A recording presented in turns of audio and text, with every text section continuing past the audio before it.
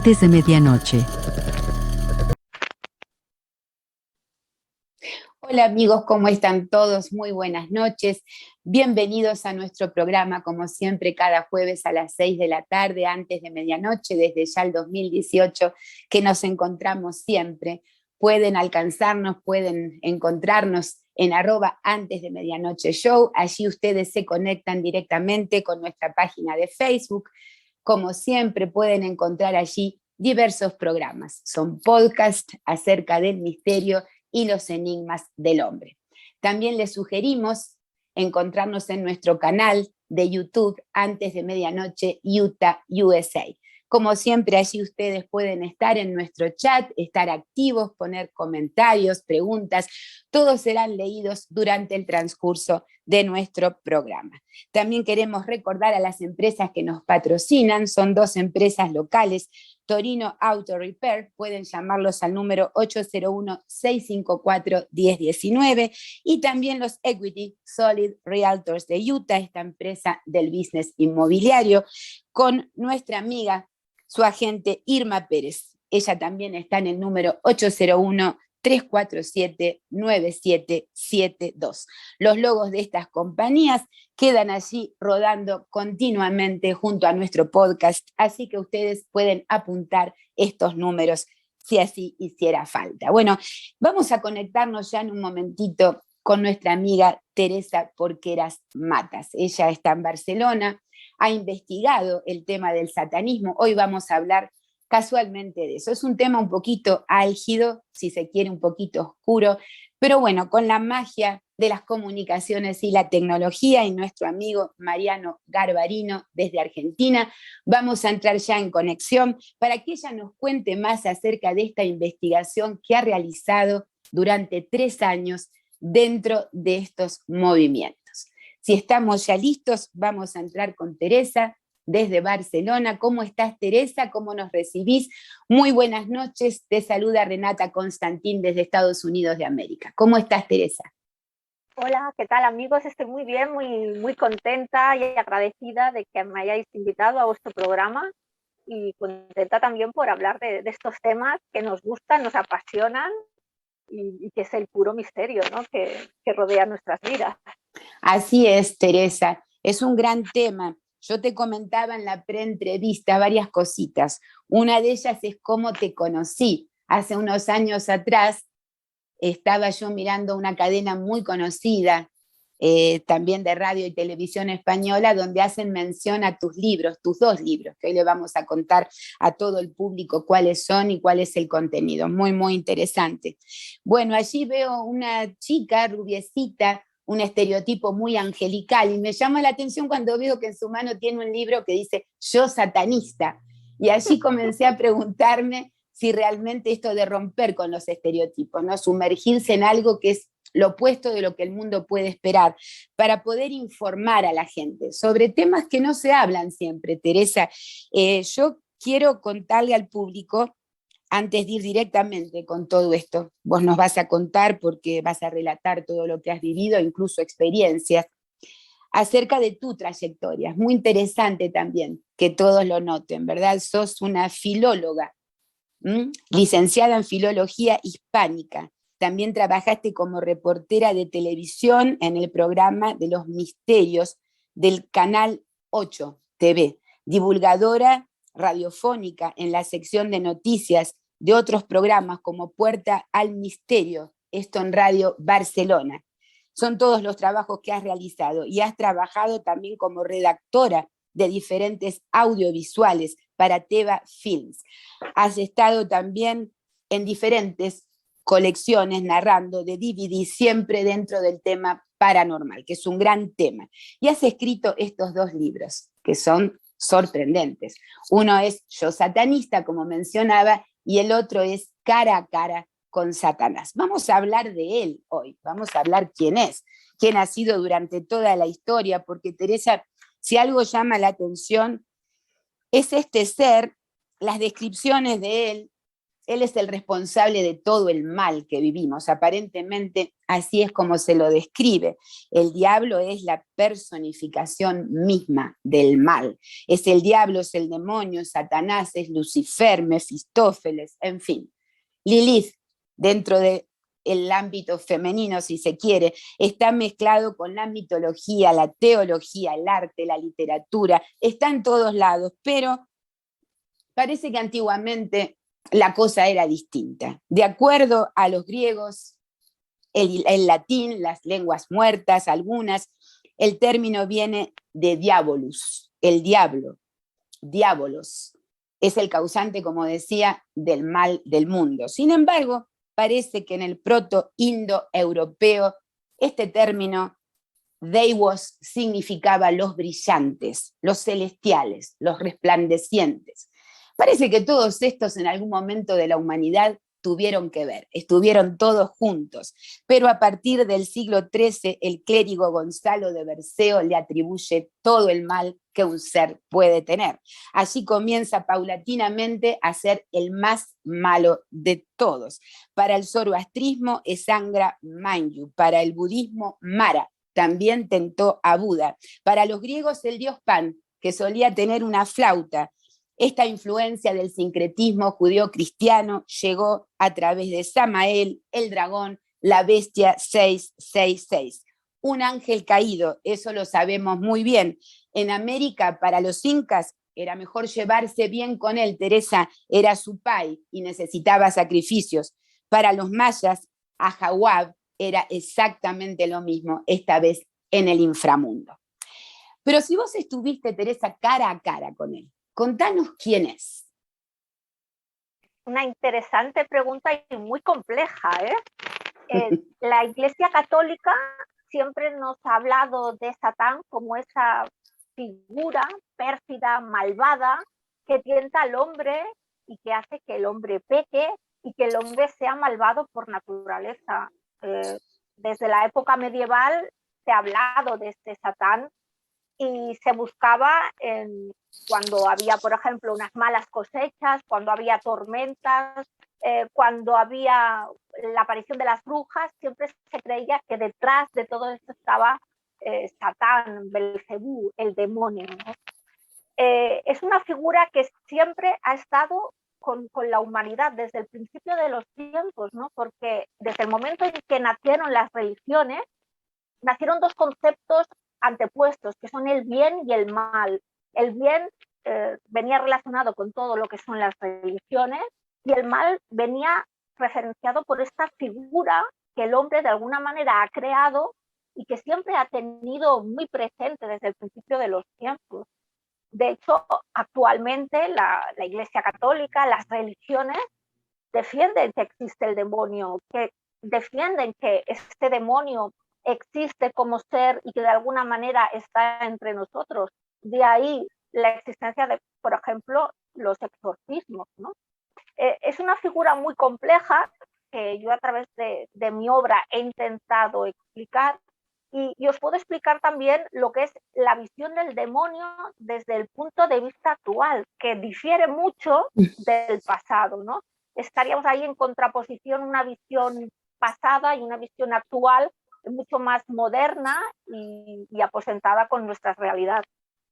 Ya no es tan malo, es como que el hombre toma responsabilidad en el mal, vamos a decir, no le atribuye todo ese mal al accionar de un ser que está afuera de nosotros, sino que el hombre parece que asume esa responsabilidad como partícipe del mal, al tomar ciertas decisiones, y ahora es hasta casi un objeto de adoración en esto del satanismo, Teresa. Es curioso, las religiones creen que el hombre es bueno por naturaleza y que detrás de todos esos actos violentos, todos esos asesinatos, esa maldad, existiría un ser perverso que es el demonio. Sin embargo, yo hablando con satanistas, yo me interesaba, ¿no? ¿Cómo es posible que seáis, por ejemplo, yo les decía, ¿cómo es posible que adoréis a Satán? ¿Cómo es posible que os atraiga la figura de Satán, que es el malvado por naturaleza, ¿no? Y ellos me decían que desde su punto de vista, Satán no era el malo de la película, al contrario, era el bueno, y que el malo para ellos era Dios. Entonces yo no lo llegaba a comprender, ¿no? Y ellos me explicaban que Dios, desde su mentalidad, era un dictador que obligaba al hombre a comportarse de una determinada manera. Ahí estaban, por ejemplo, los mandamientos. Ahí aparecía, por ejemplo, la idea de pecado, la idea del infierno, unas ideas que de alguna manera someten al hombre y no le hacen y hacen estar esclavo, no libre, una persona totalmente libre para tomar sus propias decisiones.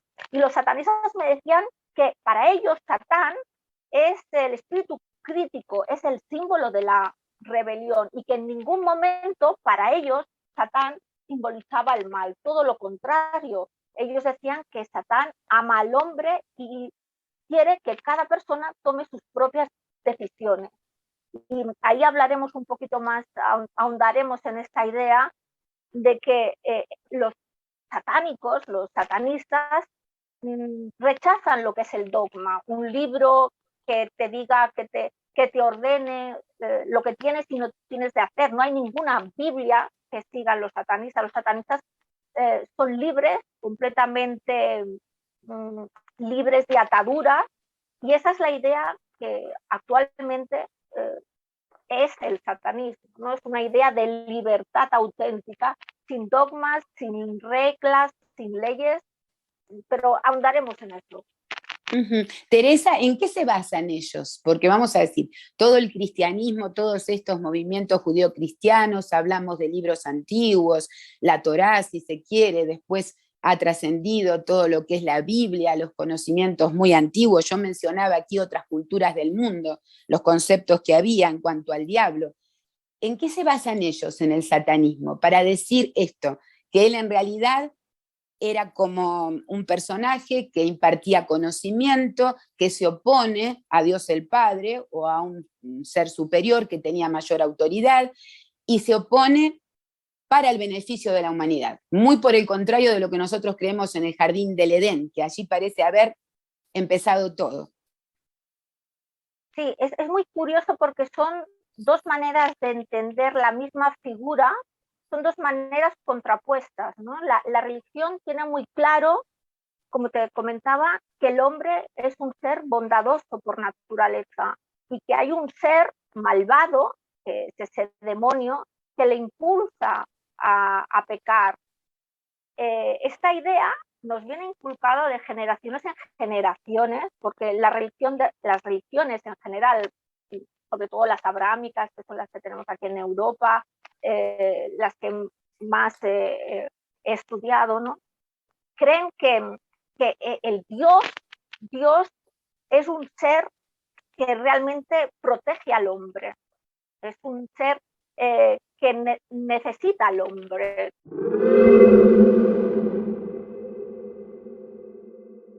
Estábamos hablando de cómo es el origen de este concepto filosófico que ellos adoptan, ¿no es cierto? Cuando dicen que, bueno, que en realidad era un ser que trató de ayudar al hombre, oponiéndose a la jerarquía mayor, llámese Dios el Padre, como haya sido, pero que fue un ser que quiso ayudar, o sea, quiso impartir conocimiento. ¿En qué se basan? Porque es la misma Biblia, pero tomada desde otra manera.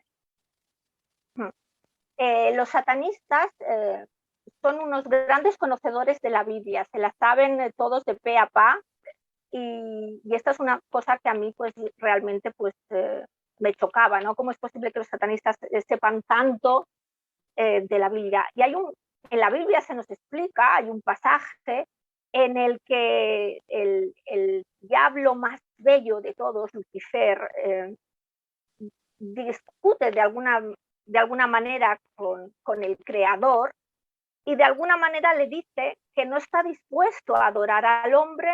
Se produce una guerra angelical, y hay dos bandos, y uno de los bandos pierde la batalla, que será este Satanás, que se convertirá en Lucifer, y son arrojados a la tierra, ¿no? Esta especie de parábola, los satanistas la tienen muy, muy inculcada, ¿no? y ven a este Satán como un símbolo de rebelión, como un espíritu crítico. Y aquí, para ellos, nace la verdadera imagen de Satán.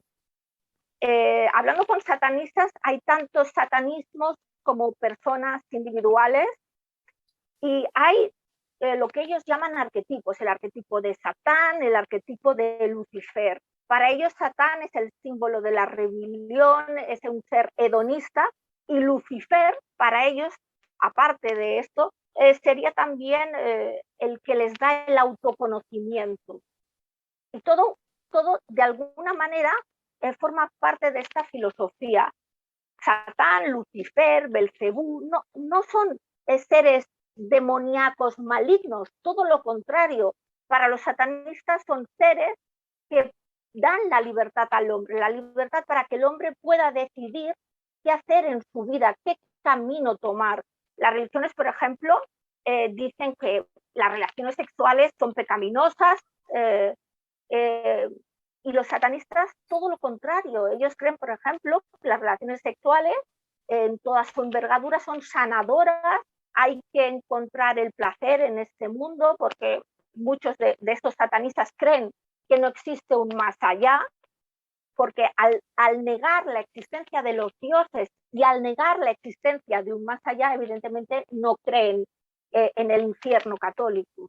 Entonces, de ahí que ellos van de alguna manera explicando su manera de ver la vida desde un punto de vista que nos parece extraño, porque en las películas, en la literatura, en las noticias, en tantos sitios se nos ha explicado que Satán es el malvado, es el maligno, ¿no? Y nada de ello tiene que ver con la realidad. De hecho, el satanismo, en su gran mayoría, es satanismo filosófico. Son personas que creen que esa libertad proviene de Satán como el liberador del hombre. Y ya entraremos ahí en varios tipos de satanismo que existen, como satanismo más teísta, que en ese grupo de personas sí que se creerían un Satán más esotérico, con el que se puede contactar con él, con el que se pueden hacer ceremonias oscuras. Y yo quise abarcar en mi libro un poco esos dos lados, ¿no? El satanismo más filosófico y el satanismo más oscuro, más negro, más, más, de alguna manera, más peliculero.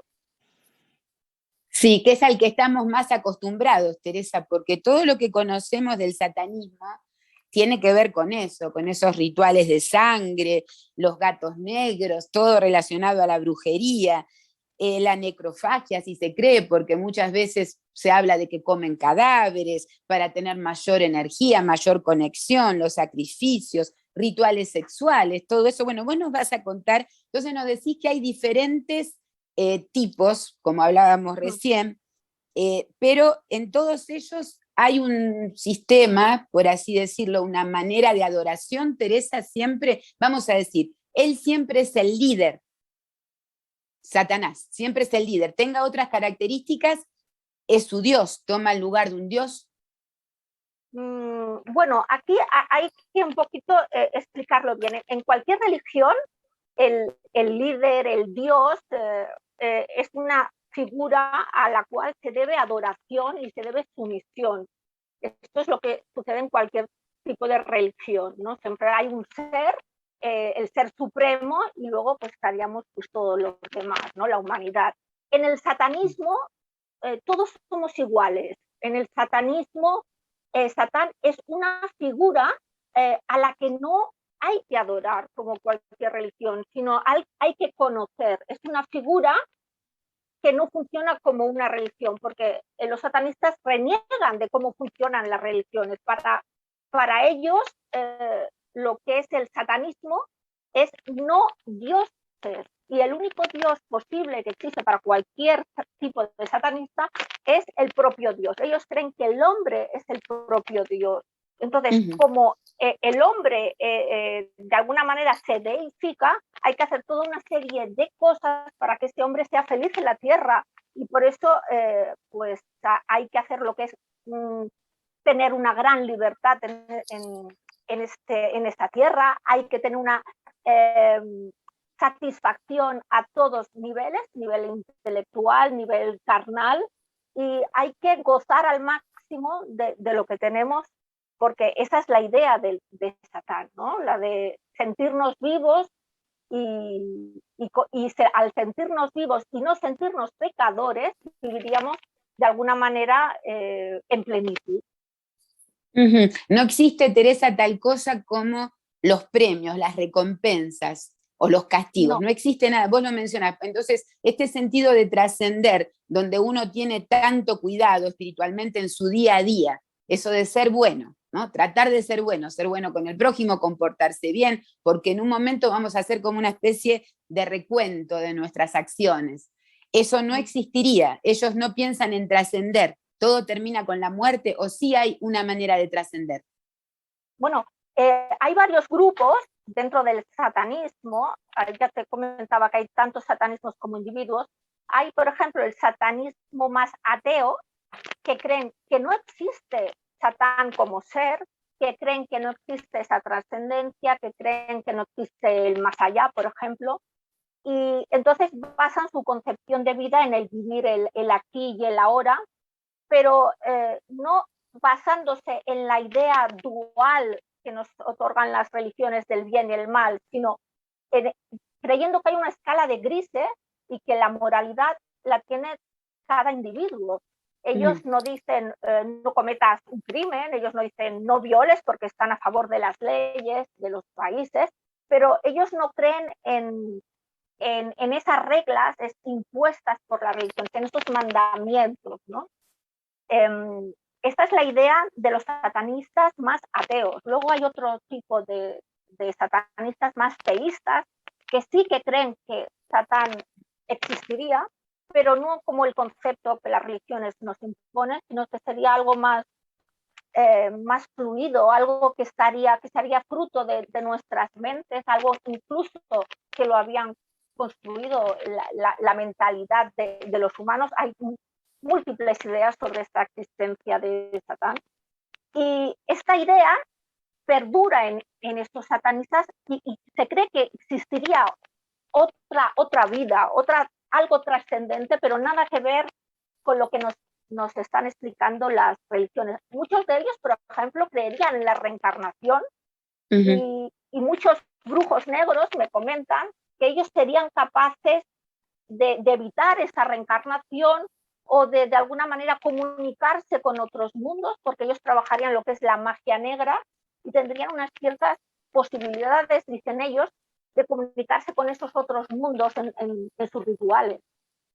Y aparte habría otros grupos que no son ni teístas ni ateístas, que serían híbridos. Ya te digo, hay multitud de personajes interesantes. Claro, es muy interesante verlo, Teresa, porque no sé si muchas personas conocen sobre esto. Además, las derivaciones que tienen dentro de sus creencias, como pasa también con el cristianismo, por supuesto, y las religiones. Contame cómo lo conciben en esencia a Satanás, ¿cómo es él para ellos?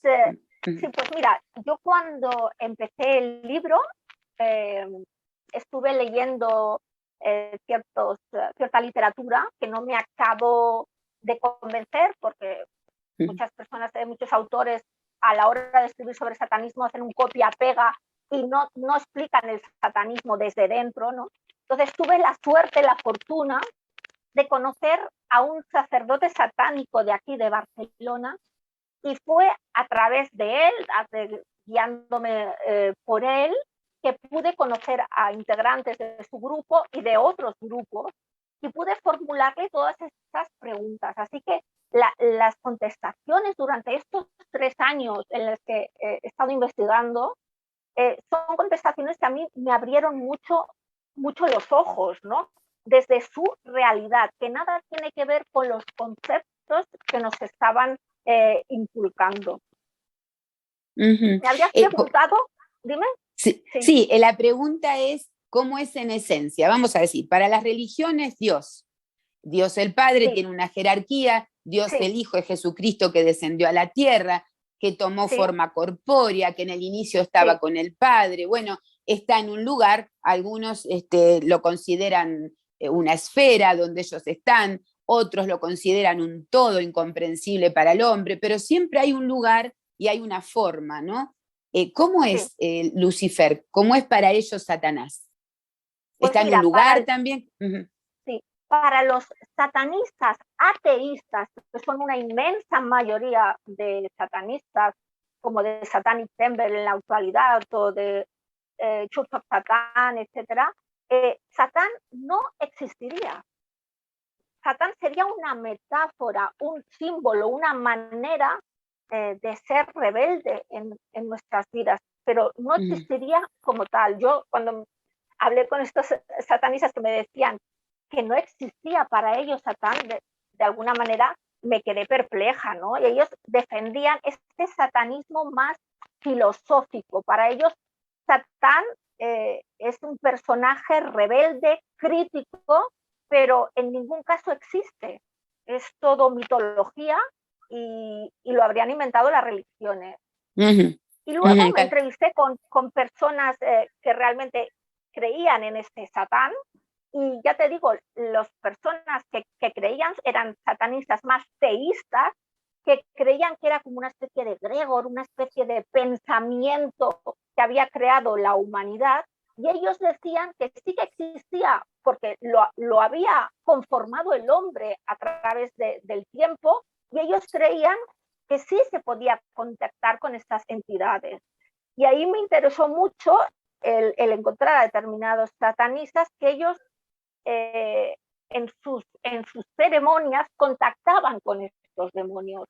Ellos decían que en esas ceremonias los demonios les daban conocimiento, les explicaban cosas que a ellos pues, les iba bien en su vida, y para ellos era una técnica más. De hecho, descubrí que existían múltiples rituales para favorecer esta unión, esta comunión con el demonio. Y de hecho, los satanistas, estos satanistas tan esotéricos que encontré, ellos creían que se podía, de alguna manera, este Satán, este demonio, se podía introducir en el cuerpo del hombre. Las religiones no podían con ello y por eso hacían exorcismos, pero los satanistas sí que podían controlar esta energía y se podían comunicar con ellos. Y ya te digo, muchos satanistas practican la posesión, me comentan ellos. Incluso comentan que realizan pues, actos sexuales con demonios. Así que en este grupo de satanistas más teístas, Satán formaría parte de su mundo, ¿no? Van al encuentro, salen al encuentro de él. Otros no, lo consideran solamente como un dogma filosófico, me estás diciendo. Exacto. Vamos a hablar un poco de estos rituales de conexión, Teresa, porque son los que a la gente los sorprende, las cosas que pueden llegar a ser. Quiero preguntarte de manera personal, ¿vos presenciaste estos rituales? O sea, ¿son totalmente abiertos en sus grupos? ¿Puedo ir yo? ¿Puede ir cualquier persona y presenciar esta conexión que ellos establecen en sus grupos?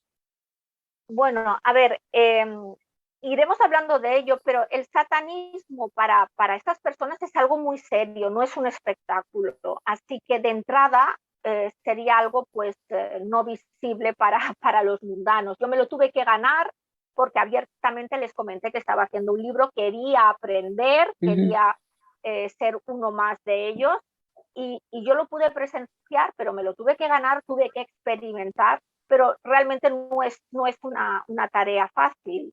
De hecho, muchos rituales en la actualidad son a puerta cerrada, en una casa, algo muy anónimo, 3, 4 personas, 5, 6, 7, no más. Y es algo que se guarda pues con ese mimo, con ese que no quieren ver, no quieren salir en la prensa, no quieren salir en el telediario. Son personas que guardan su anonimato y el secreto forma parte de ellos. Teresa, ¿y podés contarnos, se puede narrar qué es lo que vos viste, qué experimentaste? Contanos lo que observaste, si es posible, y lo que sentiste, porque eso es muy importante, esa conexión. Bueno, esto un poco lo desgrano un poco en el libro, ¿no? Pero yo, claro, yo quería conocer lo que era la magia negra, quería conocer qué había detrás de estos rituales, y este personaje me iba indicando más o menos las cosas que yo tenía que hacer, pequeños rituales que yo hacía en casa, que hacía con estas personas, y en un momento dado, uno de los más esperados por mí, porque si no, no tendría sentido el libro, es que yo quería presenciar algo más grande, ¿no? Quería estar en su templo, algo que al principio me era negado, ¿no? Entonces, ya avanzado el libro, pude estar en un templo satánico y era muy parecido a lo que se nos indican en las películas, ¿no? Un lugar oscuro, sin luz natural, con muchas velas, con mucha oscuridad, con muchas imágenes satánicas. Y en ese espacio, pues se leían fragmentos y se hacían rituales para pedir ciertas cosas. Yo lo experimenté y sí, no sé si fue la sensación, las ganas de ver aquello, pero durante unos días sí yo me notaba muy cargada, muy electrificada y con una fuerza que nunca lo hubiera imaginado, ¿no? Ellos me comentan que en estos lugares en los que se hacen rituales existen egregores, esos egregores de energía, y que posiblemente pues yo hubiera contactado con estos egregores, ¿no? Y sí, no te quiero desgranar mucho, pero va por ahí la cosa, ¿eh? Va por Experimenté ahí. mucho, sí, sí. Teresa, ¿se pueden describir las imágenes? Las Si puedo, imágenes que tienen, sí. sí, dime. El ambiente, vos dijiste, bueno, hay unas imágenes que acompañan al ritual, ¿se pueden describir? ¿Podrías Sí, contarnos? sí. Que, sí.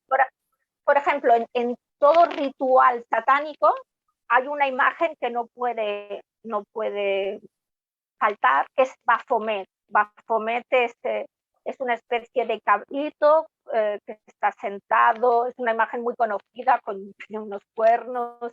Esa imagen, por ejemplo, representa pues la dualidad del hombre Dios. Esa imagen no falta. Luego también, en este caso, el satanista también hacía como una mezcolanza de ritos, y también había ciertas figuras de la pompa gira, figuras rojas, velas con multitud de formas, mucho incienso, y cada satanista lo adapta a su manera de ser, ¿no? Luego también había formas como de cuernos de animales. De alguna manera, cada satanista realiza lo que ellos llaman en su nomenclatura un psicodrama, ¿no? Ellos organizan la escena, el ritual, con elementos que para ellos les son útiles para hacer ese ritual, y pueden ser elementos muy diversos. Cada uno, pues, de alguna manera lo personaliza según su gusto. Y allí hay un sacerdote principal que dirige la ceremonia. Hay alguien con autoridad sobre otros. Allí, a ver, cuando se realiza, por ejemplo, una misa negra, sí que hay un sacerdote, pero también puede haber una sacerdotisa y personas que colaboran en las misas negras. Pero cuando se hace un ritual, un verdadero ritual satánico, en ese ritual, como es algo muy íntimo, intervienen muy pocas personas. De hecho, muchos rituales se hacen con una sola persona o con dos como máximo, ¿no? Porque ellos dicen que se tienen que concentrar, no es un espectáculo, ¿no? Entonces, porque ahí está la idea del satanismo, que es una manera de ver la vida, una filosofía muy individualista, no es algo colectivo, ¿no? Es una cosa que de alguna manera me tocó bastante, ¿no? Porque son personas que constantemente están estudiando, están de alguna manera autocreciendo en esa espiritualidad, y hacen sus rituales muchas veces ellos solos en sus casas. A veces interviene su familia, porque también he conocido a familias que son satanistas, y un pequeño círculo, no es algo de masas. Cuando en el mundo se da a conocer, en los años 70, cuando los psicodélicos, 60, 70, que vino toda esa liberación de la mente del hombre, grandes guerras mundiales que estaban gestándose, y también tenía eso que ver con buscar liberar la mente, desprogramarla, de alguna manera vencer, como vos hablabas, este concepto de que tenemos inhibiciones para conectarnos con energías superiores.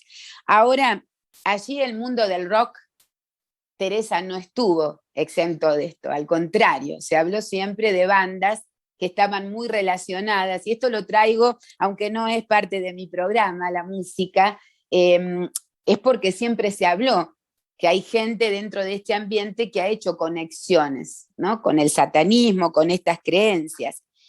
Pero a través de eso es que se habla de unos rituales. Yo no sé si eso realmente existe así tal cual como se habla. ¿A vos te ha constado esos rituales de sangre, Teresa, haber escuchado, no sé si haber presenciado? ¿Se hacen sacrificios también? Bueno, hablando de las músicas satánicas, existen músicas satánicas porque saco el gato. La música es algo muy importante en el mundo satanista porque son vibraciones, son energías, ¿no?, con las que se mueven ellos y forman parte de sus rituales. Muchos rituales tienen ciertas músicas que acompañan, ¿no? Entonces, algunos grupos de rock que se dicen que son ciertamente satanistas por sus letras, pueden serlo por sus letras, pero no tienen por qué ser satanistas reales, porque detrás de ahí hay mucha publicidad y unas ganas de vender discos, ¿no? Pocos de ellos son realmente satanistas auténticos. Y me comentabas lo de los rituales de sangre. Los Sí. rituales de sangre es algo que no se puede negar. Si le preguntas a satanistas ateos que realmente no creen en Satán como esta figura, ellos defienden al mundo animal, defienden la vida, y ellos de ninguna de las maneras defienden ningún tipo de ritual que implique sangre, implique la muerte de un ser vivo. Sin embargo, yo he descubierto que hay grupos, pocos, no abundan, afortunadamente, hay algunos grupos que llevan las cosas un poquito más allá. Grupos luciferistas, grupos que realmente es como en todo, ¿no? Hay gente que lleva las cosas en el último extremo. Extremos.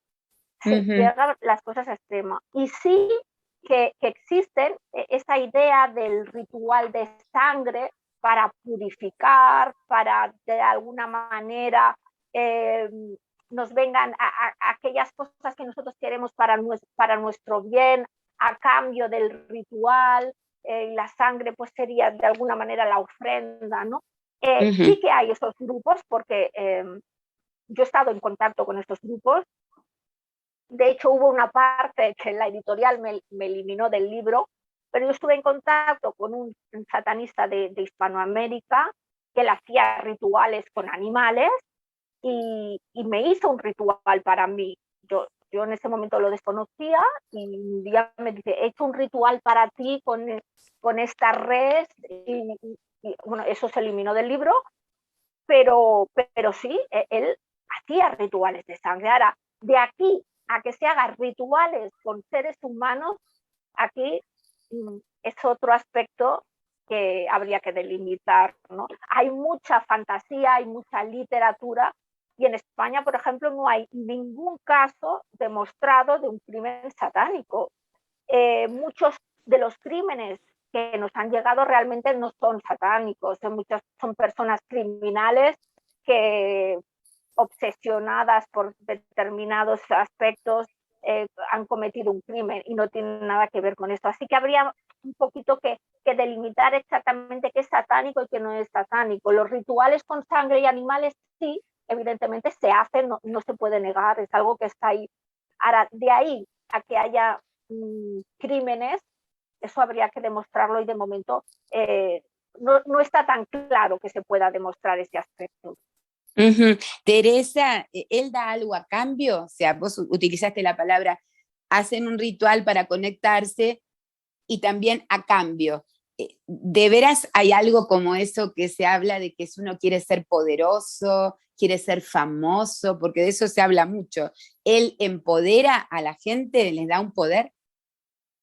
Bueno, esa es la idea. En el mundo medieval estaba la idea de los pactos satánicos, que está tan integrado en nuestra literatura. De hecho, en la época medieval son numerosas las personas que han dejado fe de esos documentos que se firmaban con la propia sangre, en el que se pedía al susodicho demonio favores a cambio. Esto existe.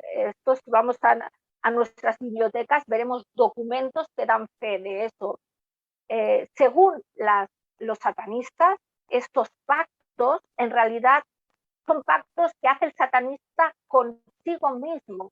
Son pactos para continuar por este camino y rechazar los caminos propios de las religiones, ¿no? Estos pactos hoy en día se siguen haciendo, pero son a niveles muy individuales. Cuando un satanista decide, por ejemplo, entregarse al satanismo, muchas veces hacen unas pequeñas celebraciones muy individuales en una casa. Conocí a una persona que me explicaba su ceremonia, que la organizó en un bosque, y allí ellos se comprometían consigo mismo para seguir en este nuevo camino y dejar pues el resto, ¿no? Pero ya te digo, son maneras de pactar con uno mismo, no se pacta con ninguna entidad, dicen ellos. Perfecto. Teresa, hemos hablado de cómo el hombre lo busca, como así otros buscan a Dios, tratan de acercarse a Él, hacen oraciones, hablamos de los rituales, esta conexión. En un momentito, luego de este corte que vamos a tener, vamos a hablar acerca de otro aspecto, el aspecto de la posesión diabólica. Esto es diferente, porque esto no es a voluntad del individuo, aparentemente el individuo no lo ha buscado. Y nos vas a contar lo que has visto de los posesos, nos vas a contar qué experiencias viviste, qué hace la religión al respecto, cómo salva a esa persona, si realmente existe algo. Y tu conexión, tu amistad, tu investigación con el padre, el fray Juan José Gallegos. Todo esto vos lo contás también en tu libro. Así que vamos a un pequeñito corte, Teresa, no te muevas de allí, y al público le decimos lo mismo, y regresamos enseguida con más Antes de Medianoche. Ya regresamos con Antes de Medianoche.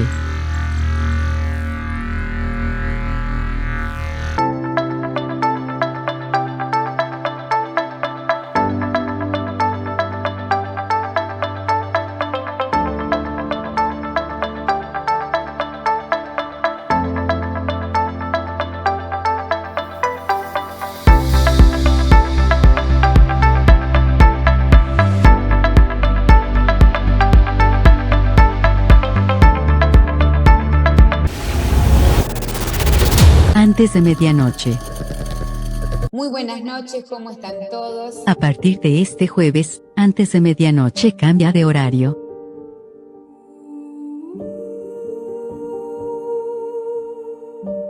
Todos los jueves 6 p.m. de Utah.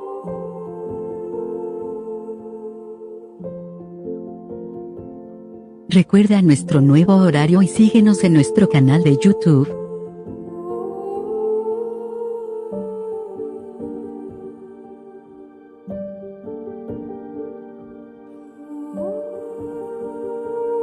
Verifica tu horario local.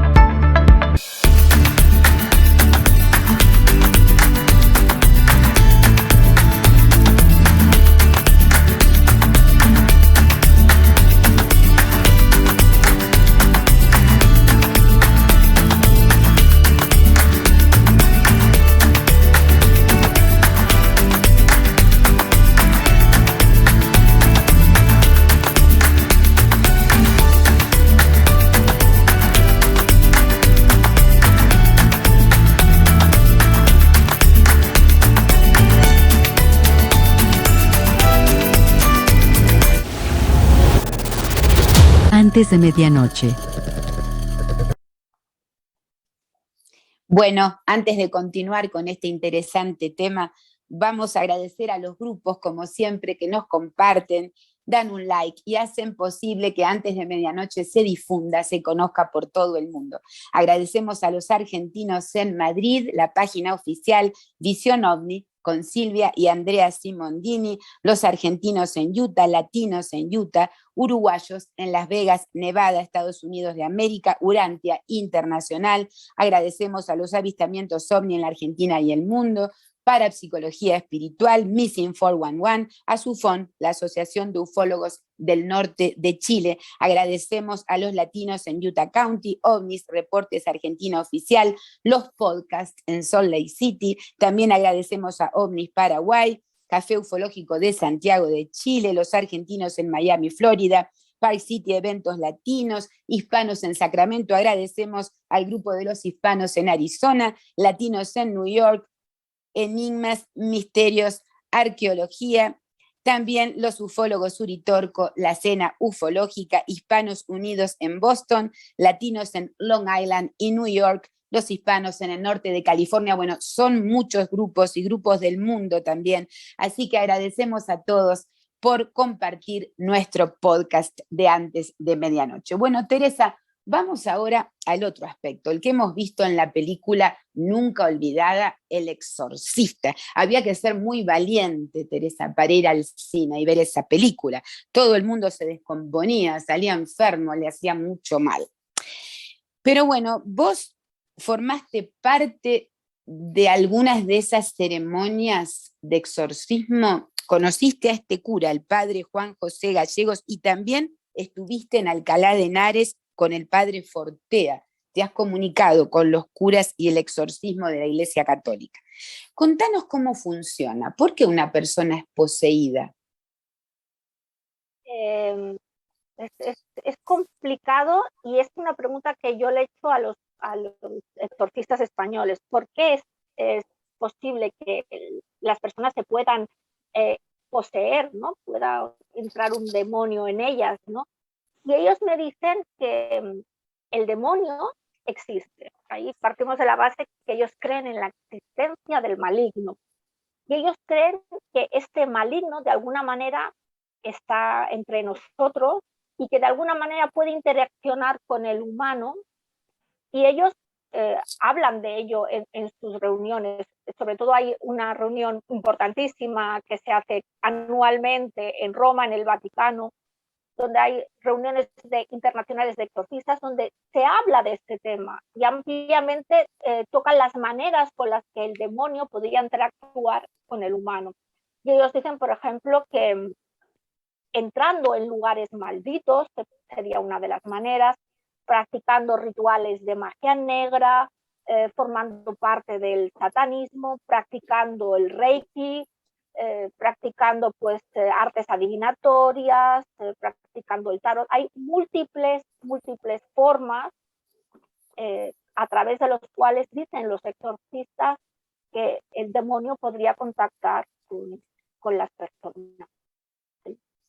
Uh-huh. ¿Hay alguna característica en la persona que es poseída? ¿Es más débil? ¿Es una persona que, no sé, por alguna razón tiene alguna característica? Por eso te mencionaba en esta pregunta, ¿por qué algunos sí y otros no? O cualquiera puede ser poseído. Aún personas religiosas que están siempre haciendo el bien. ¿Puede pasar? Sí, según ellos, la posesión ha ocurrido siempre, incluso, de hecho, con grandes santos de la historia, Santa Teresa de Ávila y otros santos, o el Padre Pío, han sido tentados por el demonio, ¿no? No hay un estereotipo, pueden ser hombres, mujeres, pueden ser niños, pueden ser incluso lugares, porque ellos hablan también de infestación de lugares, ¿no? Según ellos, a veces no se sabe muy bien ni cómo ni por qué, y ahí está la indagación del cura exorcista, que se tiene que entrevistar con esa persona para indagar cuál fue el detonante de esa influencia demoníaca o posesión, porque no es lo mismo. Una influencia demoníaca sería cuando este ser de alguna manera ronda a la persona, está en su casa, en su hogar, sueños muchas veces repetitivos, ese malestar, esa sensación de no estar solo, y una posesión sería algo que ocurre afortunadamente según la Iglesia Católica mucho menos, sería un 1, un 3% de veces, en las que este ser de alguna manera estaría dentro del cuerpo de la persona. Por eso la persona podría hablar lenguas, manifestaría una fuerza desmesurada y tendría una de las características que tienen todos los poseídos, esa aversión a todo símbolo o signo religioso, ¿no? Le enseñas una foto del Papa Juan Pablo II y reaccionan curiosamente, por ejemplo. Porque, bueno, aquí ya estamos hablando de algo más que una influencia, porque cuando comenzamos hablando del satanismo, y aquí hay que hacer una diferenciación, porque en el otro sentido es una adoración, es una conexión que se busca desde el hombre hacia algo superior, llámelo como quiera, la persona que va a adorar, adore lo que quiera. Ahora, por otro lado está esto, estamos hablando de seres incorpóreos, porque ya no es una influencia, sino que entran en la persona, Teresa. Estamos hablando de que habitan el cuerpo de la persona. Yo recordaba en la Biblia, hay un episodio en el libro de Mateo, donde parece evidenciarse que las posesiones siempre existieron, y en la época de Jesucristo existieron unos endemoniados gadarenos, también se llaman gerasenos, que estaban ahí en las riberas de Galilea, del mar de Galilea. Y estos estaban entre los sepulcros, dice. Hay unas descripciones que son bastante interesantes, dando voces. Cuando lo ven a él, lo reconocen automáticamente. Estos espíritus, estas entidades que habitaban en esos hombres. Y le dicen, Hijo de Dios, ¿qué tienes con nosotros? Entonces él les pregunta cómo se llaman y ellos dicen Legión. Ese es un punto interesante que quiero hablar con vos. Por otro lado, también ellos tenían una fuerza, como vos comentás, increíble, porque dice que habían estado atados con cadenas durante muchos años. Jesucristo entonces los libera, pero para liberarlos, ellos piden habitar en los cuerpos de unos cerdos que están allí. Y luego él, con el poder que tiene, ellos se despeñan, se caen por unos acantilados al mar. La gente por todos lados hablaba de la fama de Cristo, que había podido hacer eso, quitar ese mal de esas personas poseídas. Las personas luego incluso terminan tan normales que son hasta, pretenden ser seguidores del mismo Jesucristo. Teresa, ¿puede haber más de uno en el cuerpo de una persona? ¿Hablamos de plural? Sí. Según los exorcistas, una persona cuando es poseída no solo es poseída por un demonio, no pueden ser poseídas por legiones de demonios, por 2, 3, 6, 1000 demonios, hay casos.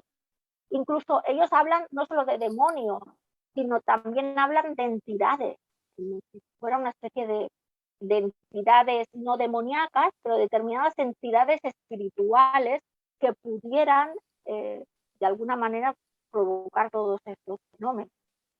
¿Hacen todo eso que hacía Linda Blair en la película? ¿Hacen todo eso? ¿Se contorsionan, escupen cosas, sustancias extrañas, maldicen? ¿Es tal cual, Teresa? ¿Vos lo pudiste presenciar? Sí, tal cual. De hecho, te quería comentar, en la antigüedad se decía que había muchos poseídos, pero actualmente está demostrado que muchas de estas posibles posesiones no son más que producto de la mente, son fruto de psicosis, de la disociación que tiene muchas veces la persona, de trastornos de esquizofrenia, pero hay otros casos que son los que más intrigan a la Iglesia Católica, que son personas que realmente pueden producir determinados circunstancias a su alrededor que aún no sabemos, o la ciencia de momento no tiene una respuesta para todo aquello que se produce, ¿no? Yo, por ejemplo, los exorcistas me comentaban numerosos casos de bajadas de temperatura drásticas en las habitaciones. Los testigos también decían de que veían sombras. El padre Juan José Gallego, exorcista de Barcelona, me comentaba de que en varias ocasiones, cuando él realizaba la ceremonia del ritual romano, que es la ceremonia para expulsar esos demonios, la persona empezaba a levitar pues un palmo del suelo, o la persona demuestra una fuerza inusitada que tiene que ser aguantada por varios individuos. Incluso se ha llegado a construir una especie de camilla con arneses para aguantar a esa persona con esa fuerza que no se sabe cómo es posible que una joven, por ejemplo, tenga esa fuerza tan grande como para tirar a varias personas al suelo. Y sí, hay algunos casos en los que se ha producido una especie de vómito. Los exorcistas dicen que cuando se produce el vómito es algo positivo, porque en ese momento se extrae o se elimina aquello que está dentro del cuerpo de la persona. Y lo que es muy habitual es cambios en la voz. Yo asistí a un exorcismo y vi como una mujer muy, muy dócil, muy femenina, lanzaba por su boca unos exabruptos con una voz masculina muy grave que no era propia de ella. Y sí, hay muchos efectos. En el caso que tuve la ocasión de ver, esta mujer también tenía una fuerza increíble y empezó a hacer una especie se arqueaba y hacía una especie de pino puente, y había dos personas que tenían serias dificultades para cogerla. Incluso hay individuos que adivinan, que dicen cosas que van a suceder en ese momento, ¿no? Entonces son numerosos casos que se plantean si es una enfermedad mental o si es otra cosa, ¿no? Tal vez. Y ahí está la duda con muchos exorcistas, que ellos me decían, tal vez sea una enfermedad mental, pero Teresa, ¿cómo explicamos esta fuerza? ¿Cómo explicamos estos efectos que hoy en día no son naturales, ¿no? Teresa, ¿cómo se preparan los sacerdotes exorcistas? Porque no cualquiera es un exorcista. Me imagino que deben tener cierta preparación previa. Los obispos de cada diócesis son los encargados de nombrar a los exorcistas. No cualquiera puede llevar a cabo esta tarea. Primero tienen que ser sacerdotes muy doctos, con mucho prestigio dentro de la comunidad, y haber tenido pues estudios de demonología, sobre todo ser expertos en teología. Y son personas que de alguna manera tienen sobre sus espaldas un trabajo muy duro, así que muchos de ellos se negarán a llevar a cabo este trabajo, pero otros lo harán con agrado, ¿no? Porque es un reto más para ellos. Así que necesitas pues unos estudios de alguna manera que avalen esta tarea que para la Iglesia Católica es tan importante. Y Teresa, ¿qué dicen ellos? ¿Por qué estos espíritus quieren entrar a un cuerpo? Bueno, ellos dicen que el demonio está en este mundo y que la función prioritaria del demonio es tentar al hombre, es alejarnos de Dios, dicen ellos. Y de alguna manera es la manera de tentar al hombre, ¿no? De ir en contra de la deidad, ¿no? Sin embargo, yo tengo, dentro del libro, explico el caso de una chica que yo llamo Anaí, y ella me comentaba que su caso era especial. Yo le preguntaba que por qué, y ella me decía que su caso era ejemplificador. Me decía, ella llevaba más de 7 años con este problema, con esta posesión, había visitado a un montón de exorcistas, y ella decía que su caso estaba convirtiendo a otros, que veían que el demonio existía a través de lo que ella vivía, ¿no? Entonces, ahí podría haber también una explicación según los exorcistas. Sí, por eso mencionaba yo esto en la época de Cristo, que los que lo vieron eso, o fueron testigos, también creyeron por el poder que se manifestaba allí. Es interesante este contraste, Teresa, entre aquellos que lo buscan al mal intencionalmente para adorarle, para estar más cerca, y estos que no parecen buscarlo de ninguna manera, pero que son producto de esta manipulación tremenda que el mal hace de ellos. Es difícil para mí conectar ambas cosas, porque vamos a decir, hablábamos al principio del programa que es un poder, según la filosofía de los satanistas, que no haría tanto daño, que libera al hombre, en realidad es liberador, pero cuando observamos estas otras cosas, estos casos de posesión, donde el mal entra en un cuerpo y hace todo esto con una persona, lo atormenta, es muy difícil para mí creer que realmente es el portador de algún beneficio para el hombre. Parece como que esto está en contraposición, por lo menos una cosa y otra. ¿Qué hacen con los espíritus que salen? ¿A dónde los envía el sacerdote con su poder, Teresa? ¿Qué dicen? Bueno, no en todos los casos se libera a la persona, no todos los casos. Hay casos muy complicados, como el de la chica que te comenté, que llevaba, cuando yo la conocí, 7 años, hoy ya llevará más de 10. Y hay otros casos en que sí que es posible la liberación, realizando 1, 2, 3 exorcismos y cambiando de vida, porque algo que tiene que hacer la persona es dejar los malos hábitos y cambiar radicalmente la vida. Muchos de ellos, sus familias incluso, pues no iban a la iglesia, y esto hace que de alguna manera pues redirijan su vida, ¿no?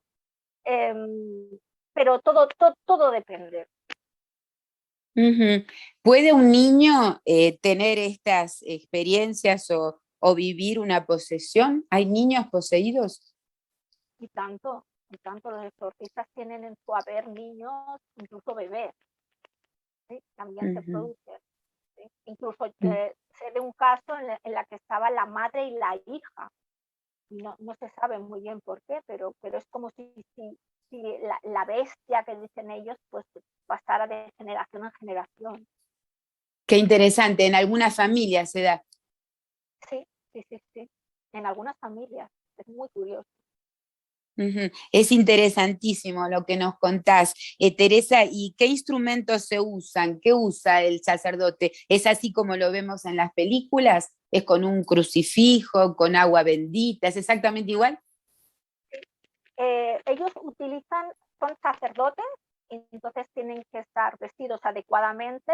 Tienen una estola de color morado, siempre ha de ser ese color, y utilizan, en el exorcismo que asistí, incienso exorcizado. También utilizan la cruz, el crucifijo, en esos momentos determinantes en los que se dice la palabra clave, aléjate de este cuerpo, Satanás de este cuerpo, se acerca el crucifijo al cuerpo y la cara de la persona.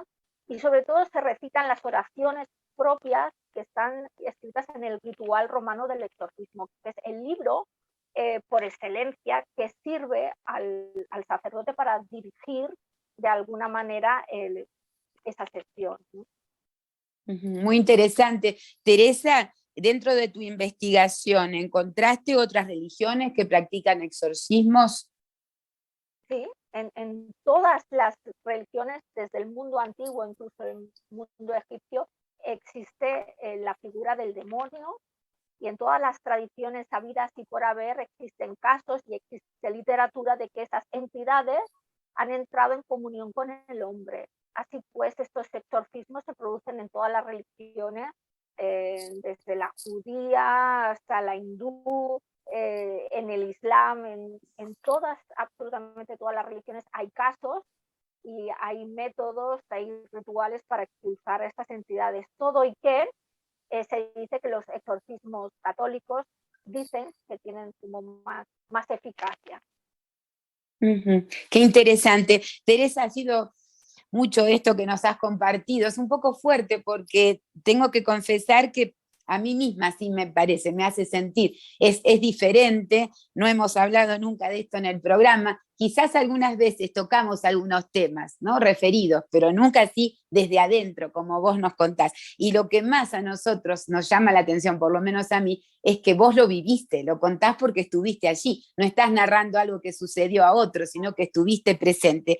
Teresa, te agradecemos muchísimo por este tiempo que nos dedicaste antes de medianoche. Queremos que el mundo conozca tus libros, queremos saber cómo la gente te contacta, cómo se conecta con vos, si quieren escribirte, si quieren obtener tus libros, ambos, ¿no? Yo satanista y cara a cara con Satanás. ¿Cómo hace el público? Pues bueno, si quieren contactar conmigo, yo tengo Facebook, pueden contactar a través de mi nombre, Teresa Porqueras Matas, Y actualmente los libros están en España, y para adquirirlos fuera de España pues pueden utilizar la red Amazon, porque está para Estados Unidos, para México y para varios países.